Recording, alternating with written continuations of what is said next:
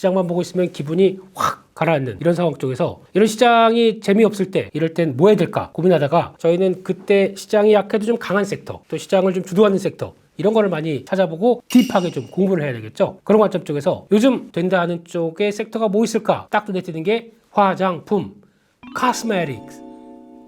화장품을 한번 집중적으로 보고 왜 지금 시장이 강한지, 그리고 또 그 시장의 변화 쪽에서 이 섹터에서는 어떤 종목을 봐야 될지 요거를 포인트를 맞춰서 한번 요모조모 살펴보도록 하겠습니다. 가장 먼저 눈에 띄는 게 대한민국은 별거 없습니다. 어떤 산업이 나오게 되면 그에 따른 수출 동향, 그러니까 즉 수출이 잘 되니까 화장품이 그렇게 좋다라고 할 수 있는 근거가 되겠죠. 그러니까 즉 숫자입니다. 숫자가 나오기 시작해서 그거를 마련되는 변화가 나와서 그에 해당 산업이 좋다. 요거 중요한 투자 아이디어입니다. 그렇기 때문에 저희가 매번 나오는 월별 수출 동향, 이거는 계속 체크를 하고 봐야 되겠죠. 그러다 보면 거기서 잘 나가는 섹터가 여기서 잘 나갔는데 라고 하면 거기서 투자 아이디어를 맞춰서 그 산업 공부하고 산업 가지고 투자 아이디어를 찾아서 연결시키기 시작하게 되면 가장 좋은 변화를 나올 수 있다라고 봐야 될 것 같고요. 그런 측면에서 보게 되면 전반적인 세계 화장품 시장의 동향을 한번 보겠습니다. 화장품 하게 되면은 가장 쉽게 말씀드리면 저희 남자도 화장품을 바릅니다. 그렇게 됐죠. 물론 아직까지는 여성들의 전유물이라고는 하겠지만 점점 더 시장은 또 남성 쪽으로도 커집니다. 근데 이게 화장품은 약간 소비 심리랑도 연관이 돼 있는데 소비 심리보다 조금 더 강하게 나오는 거는 이게 소비가 조금 내가 지갑이 얇아졌다고 하더라도 미에 대한 욕구, 아니면 화장품을 기존에 쓰던 거는 뭐 직장 생활이나 사회 생활을 하게 되면은 크게 바꿀 수가 없습니다. 그렇기 때문에 약간 필수 소비재 성격도 같이 들어가 있죠. 어떤 시장 경기 상황 따라서 예전에 좀 비싼 거 썼던 거 약간 낮추는 경향은 있다고 하더라도 여전히 필수적으로 들어가는 소비재다라는 쪽으로 보고 있고요. 게다가 또 하나 이 세계 수출 시장의 동향을 보게 되면 수출 시장의 캐파가 점점 더 2013년도부터 지금까지 쭉 보게 되면 계속 커집니다. 지금 기준으로 보게 되면 약 한 10년 만에 21년짜리라고 하더라도 점점 보게 되면 시장은 커집니다. 왜 그러냐면 저희가 보통 얘기하는 미, 한문, 영어로는 뷰티, 이거에 대한 욕구는 남자나 여자나 나이가 들거나 어리거나 다 똑같습니다. 이뻐 보이고 싶은 거죠. 그에 따른 욕구가 있다 보니까 그를 맞춰갈 수 있는 화장품은 계속 성장한다. 하지만 일련의 사건들이 좀 있습니다. 이제 2020년도 같은 경우는 위축됐습니다. 왜 이랬을까요? 코로나 시점이죠. 코로나인데 밖에 못 나갑니다. 집에만 있습니다. 그러면 굳이 뭐 내가 여기서 가꿀 필요가 있겠느냐라는 쪽에서 그냥 기초 화장품 정도만 하고 끝내겠죠. 그러다 보니까 화장품이 역성장했습니다. 그러자마자 그 다음 연도쯤 돼서 다시 여전히 성장 구간을 달려간다. 이게 시장의 성격이라고 봐야 될 것 같고, 물론 화장품 쪽에서도 고가와 저가 이게 뚜렷하게 나뉘겠죠. 근데 고가보다는 지금 조금 이따가 보셔서 아시겠지만은 약간 중저가 쪽에 조금 더 강화가 된 그런 트렌드가 나오고 있다. 그리고 또 브랜드력이 강화되고 있다. 이게 지금 보이는 현상이고요. 그런 쪽으로 봤을 때 세계 시장 증가율은 좀 등락은 좀 펼쳐집니다. 그런데 더 중요한 거는 한국의 증가율 한번 볼까요? 한국의 증가율은 지금 한때 2010년대 초반에서는 강하게 움직이다가 약간 역성장을 해오다가 최근 2020년대 들어서면서 다시 성장합니다. 이때 나왔던 변화가 뭘까요? 라고 하게 되면 이때는 가장 중요한 게 중국 쪽에서 또 그동안 보셨던 중국에 대한 여러 가지 수출이나 그런 모멘텀들이 살짝 꺾이면서 나왔던 변화라고 봐야 되겠죠. 이때는 중국이 컸습니다. 즉, 아니 화장품 저거 별거 없는데 우리 국내 업체들이 만들면 되는 거 아니야? 왜 굳이 한국 거를 써야 돼? 라고 하다 보니까 거기서 중국의 로컬 업체들이 열심히 또 만들어내고 또 상표도 그래요. 어떤 친화적인, 자연 친화적인 이미지를 갖기 위해서 나왔던 화장품들의 흐름들, 그래서 뭐 한방 화장품, 뭐 자연주의 화장품 이런 거를 자기네 브랜드 맞춰서 딱 만들어내기 시작하죠. 그러다 보니까 한국이 좀 위축됐습니다. 이런 현상들이 나오는데 최근 들어서는 다시 변화가 나오기 시작하죠. 좀 상승하는 기조로 나옵니다. 그거를 한번 작년까지 했던 변화를 같이 이어가서 보게 되면은, 그래서 한국의 국가별 화장품 수출 규모를 보게 되면 압도적으로 일단 가장 큰 건 여전히 중국입니다. 중국이라고 하더라도 꾸준히 성장하다가 2021년도부터는 가장 피크를 찍고 내리막길을 걸고 있죠. 이런 쪽에서 여러 가지 사건도 있었겠지만 코로나19와 관련된 또 집에서 못 나오다 보니까 나오는 여러 가지 현상들, 또 셧다운이 영향을 끼쳤다고 하더라도, 그러면 중국이 그렇게 큰 규모를 차지하다가 위축되다 보니까 아이고 한국 화장품 망했어가 아니라 다른 변화가 나오기 시작합니다. 즉 이때부터 나오기 시작한 게 K-뷰티에 대한 내용들이 나오기 시작하면서 변화가 나오기 시작하죠. 그걸 봤었을 때 그를 대체하는, 중국은 떨어지지만 다른 대체하는 나라가 나오기 시작한다. 첫 번째가 미국입니다. 지금 보게 되면 2018년도에 규모가 5자로 시작했다가 쭉 보게 되면 8자로 늘어나기 시작하죠. 그때 원년들이 이때입니다. 2020년 코로나19 나오기 시작하면서부터 바뀌어지기 시작합니다. 그렇다는 얘기가 뭘지 한번 봐야 될 것 같고, 일본도 마찬가지입니다. 지금 3자로 시작했던 게 7자로 나옵니다. 1, 2, 3, 4. 4년 만에 2배 이상으로 성장하기 시작하죠. 이런 변화가 나오기 시작하고 그 밖에 홍콩은 거의 중국과 비슷하다 보니까 별로 재미가 없겠죠. 떨어지겠죠. 그런데 베트남 그리고 또 러시아 이런 쪽에서도 꾸준하게 우상향이 나오는 부분들이 확인되고 있고 마찬가지로 동남아 쪽에서도 이런 우상향 기조가 점진적으로 살아나다 보니까 약간 K뷰티에 대한 이미지가 그러니까 국가별 화장품 수출은 좀 더 좋아지고 있는 기조가 이런 쪽에서도 보여지고 있다라고 하게 되면 핵심은 중국은 떨어지고 대체하는 국가들 북미 쪽이나 일본이나 동남아 쪽에서 서서히 살아나고 있다는 게 가장 중요하게 바라보는 지금의 화장품 시장의 변화다라고 보여지고 있고요. 그럼 월별 시장을 동향을 한번 보면서 말씀을 드려보겠습니다. 그러면은 월별로 봤었을 때 화장품의 수출 규모가 어떤 변화를 가져갔느냐라고 하게 되면 어떤 흐름을 봤을 때 일단 보시게 되면 대부분이 약간 역성장을 했습니다.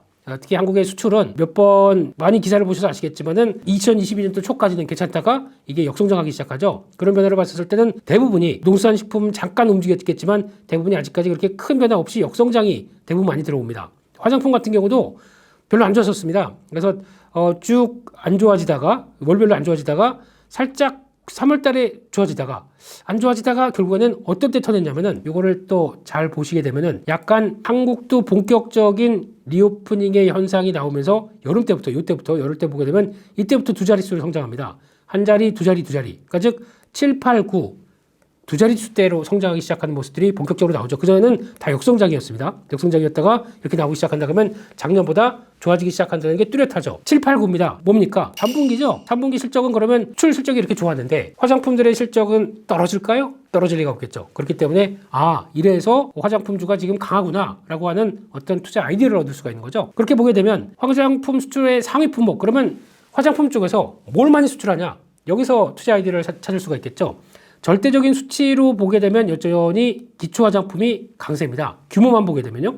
네, 왜냐면 화장품을 아무리 색깔로 내가 이쁘게 해도 뭐합니까? 베이스가 남자가 이런 얘기하니까 좀 그러네요. 네, 베이스가 조금 돼야 되겠죠. 그러다 보니까 피부 영양, 보습, 공급 이제 방판 느낌이 나네요. 네, 근데 이런 쪽에서 기초 화장품 쪽이 훨씬 더 큰 비중을 차지하는데 중요한 거는 전년 동기 대비해서 성장률을 볼게요. 2022년 상반기, 올해 상반기 0.2%밖에 안 늘었습니다. 그런데 잘 보시게 되면 색조 화장품 이게 많이 늘었네요. 지금 보면 성장률 13.1% 이렇게 나오기 시작하죠. 또 뭐가 늘었나? 자세히 보시게 되면은 의외로 어린이용 제품 쪽도 27% 이렇게 늘어납니다. 근데 요 밑으로 갈수록 규모가 그렇게 크지 않기 때문에 증감률이 50% 나왔다 이런 거는 아직까지 큰 의미가 없다고 하더라도 저희가 화장품 하게 되면 딱 두 가지지 않습니까? 기초, 색조.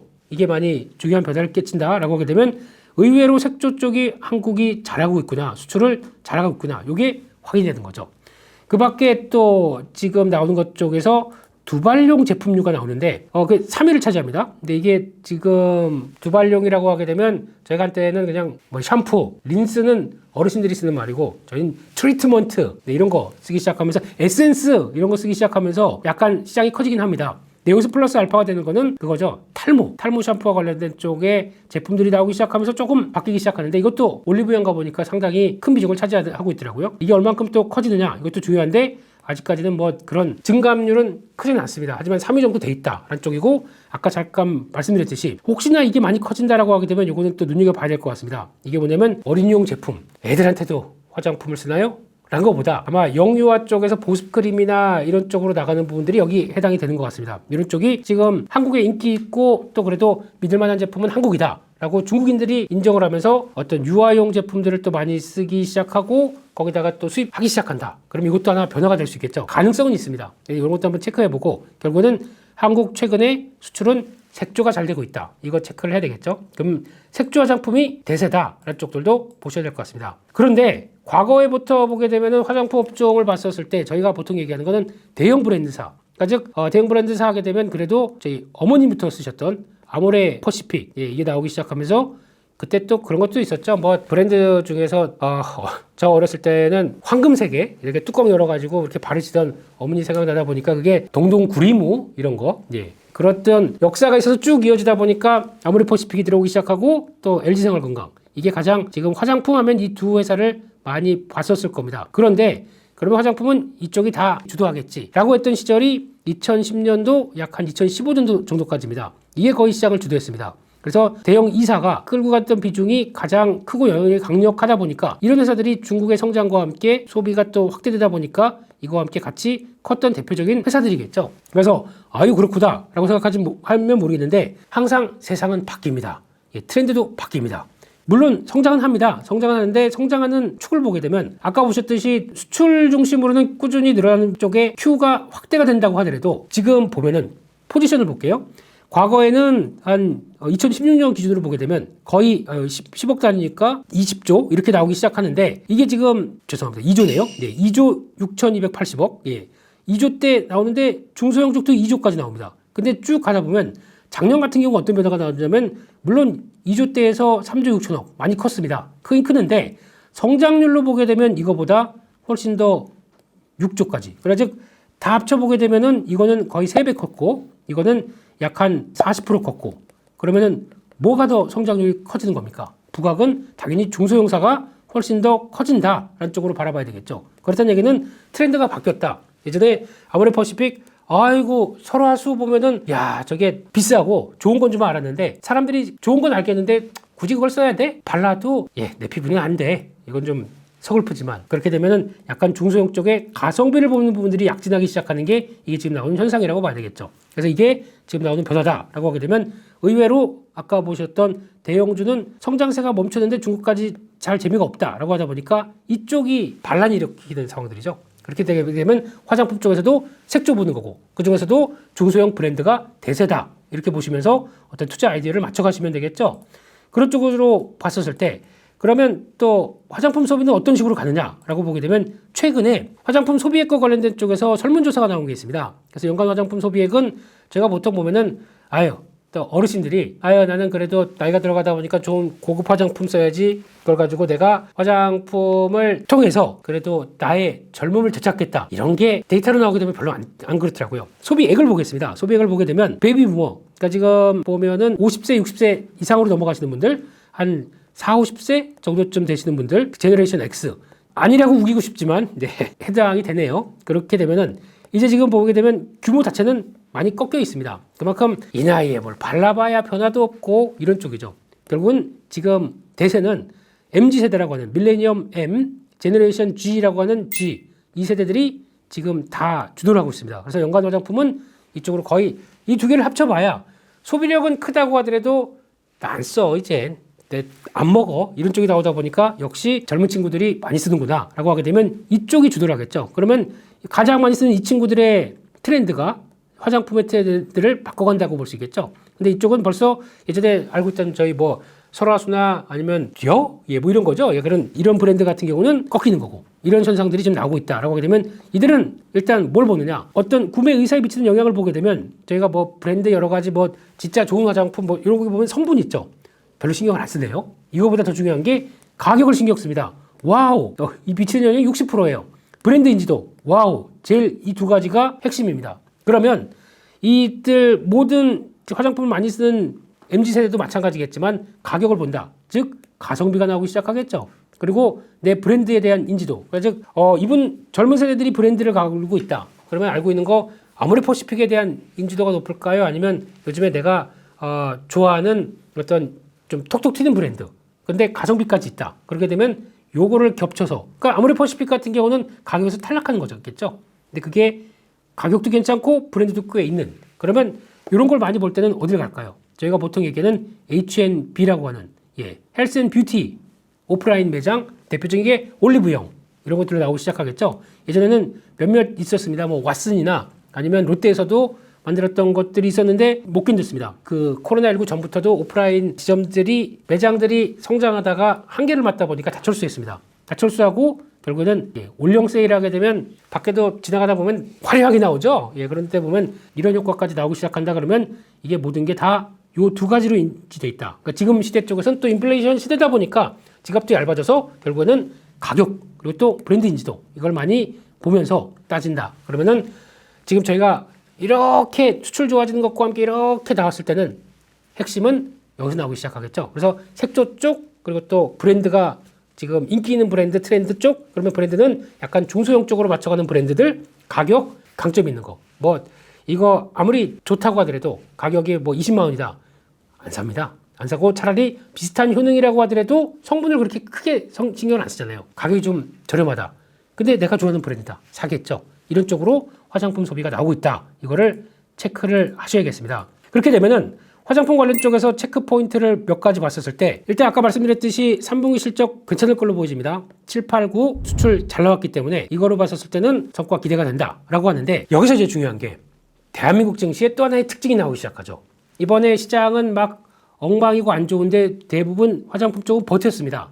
실적이 좋을 거야 라고 버텼죠. 그러면 요게 버텼는데 좋은 실적을 보였습니다. 그럼 이거 가지고 와 좋은 실적이니까 주가를 한번 더 훅 끌을까요? 아니면 좋은 실적이고 우리 다 알고 있어. 그러니까 한번 파는 물량이 나올까요? 한국 시장의 특징은 좋은 실적 나와도 주가가 약간 좀 올라와 있다. 아니면 뭐 최근에 그거를 겨냥해서 좀 왔다 그러면 이때 차익 매물이 나올 수 있습니다. 그거를 보통 어려운 말로 셀온이라 어렵게 뭐가 어렵습니까? 들으면 짜증나는 얘기죠. 예, 셀온의 가능성이 있습니다. 그렇기 때문에 미리 실적과 흐름들 괜찮을 거야라고 쭉 움직이다가 실적 발표쯤 되면은 많이 좀 올라왔고 어느 정도 성과 냈다 그러면은 아마 그때 단기적으로 좀 추세적으로 올라와서 약간 이격이 좀 벌어져 있어요. 많이 올라왔습니다. 그러면 이때는 뭘 하시냐면은 제가 보기에는 비중을 좀 줄여가세요. 네, 처음에 산 게 내가 화장품 쪽 괜찮다고 생각해서 샀는데 100주를 갖고 있었습니다. 그러면은 비중을 실적 발표 때쯤이 됐다 그러면은 30-40%는 일단 수익 챙겨놓고 이것도 실적 발표 나올 때쯤에 이런 식으로 차익 매물 나올지 않을지 보고 있다가 발표하고 그냥 쭉 밀린다. 거기서 같이 정리하시면 되겠죠. 근데 그렇다고 하더라도 나는 미리 샀기 때문에 오히려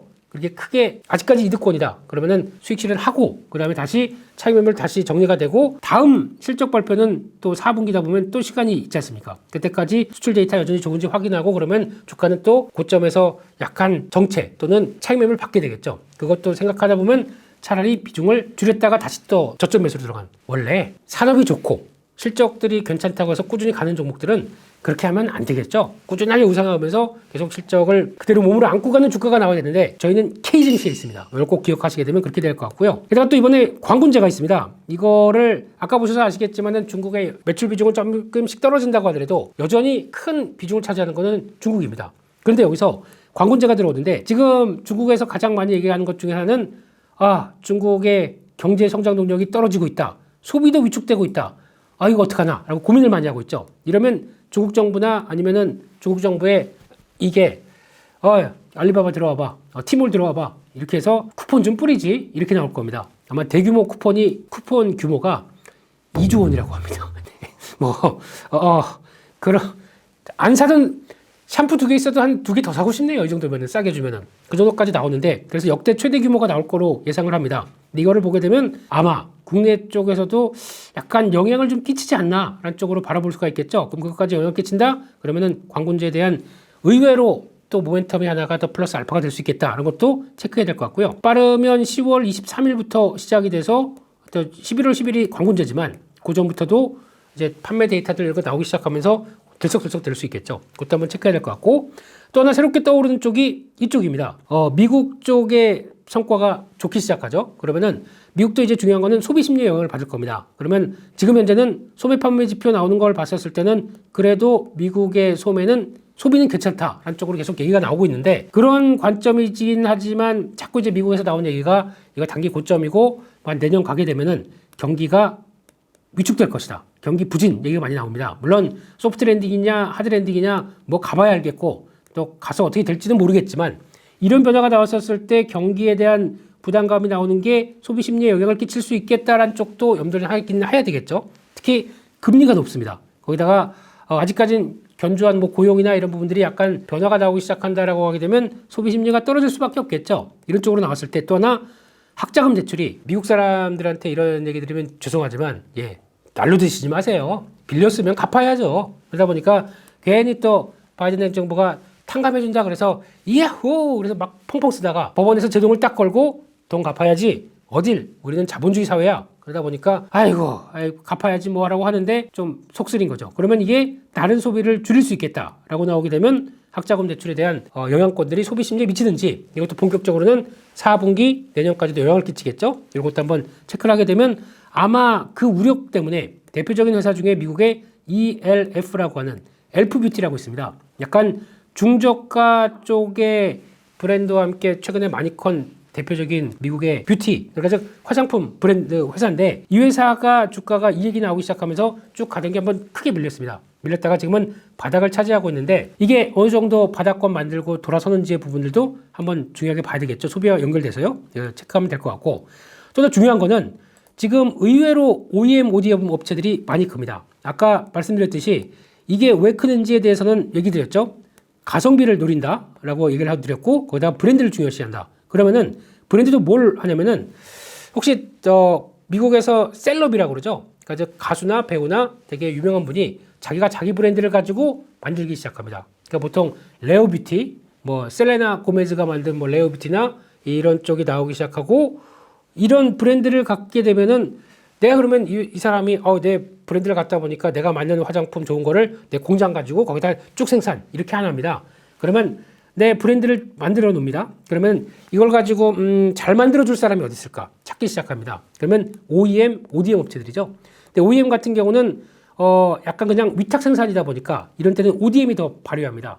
그러니까 즉 브랜드만 갖다 주게 되면 우리 셀레나 고메즈 언니 스타일 쭉 보고 이런 쪽으로 가면 좋겠고 이런 식으로 만들고 톤은 이런 거 가면 좋겠습니다라고 개발해서 이렇게 딱 해서 브랜드만 갖고 있는 상표권 가지고 딱 붙여서 하게 되면 좋을 것 같아요. 이런 게 ODM 업체의 일반적인 특징이죠. 그러다 보니까 이게 아마 지금 성장을 많이 하는 거고 단순하게 OEM 업체 같은 경우는 쉽게 말씀드리면 그냥 단순 대행이기 때문에 마진이 별로 그렇게 좋지 못합니다. 근데 ODM은 우리가 다 개발해서 너에 맞게 쫙 개발해주고 이거 어떻게 했니? 라고 해서 약간 턴키 개념이죠. 모든 거 다 준비했고 넌 브랜드만 갖다 붙여. 그러면 너가 만든 것 같이 나갈 수 있어. 라고 하게 되면 이런 게 뜨기 시작하겠죠. 그러다 보니까 앞으로는 브랜드가 이렇게 다양해지고 그 다음에 셀럽들이 여러 가지 브랜드 만들기 시작하면서 그들의 생각은 굿즈죠. 쉽게 말씀드리면 내 굿즈를 이런 것도 갖고 있는데 나를 구독하신 여러분들이요. 나를 보고 사십시오. 그렇게 되면 거기서 나오기 시작하는 게 또 구매력과 함께 연결되기 시작한다. 변화가 나오겠죠. 그러면 여기서는 화장품 쪽에서도 ODM 업체들이 중요한 역할을 하겠다. 그래서 좋은 걸 찾는다 그러면 아까 말씀드렸던 몇 가지 아이디어를 쭉 정리를 해보게 되면 그나마 선택할 수 있는 조건들이 뭐냐라고 했을 때 가장 그래도 우리나라에서 얘기할 수 있는 OEM, ODM 업체 되겠죠. 100억대, 200억대도 못 되던 실적이 갑자기 2분기에 460억이 확 뛰었습니다. 그럼 시장이 아니 이거 뭐지? 하면서 확인하기 시작하겠죠. 이 정도 쪽으로 보시면서 대응을 하시는 게 가장 좋겠다 생각이 들고요. 하나하나 한번 살펴볼까요?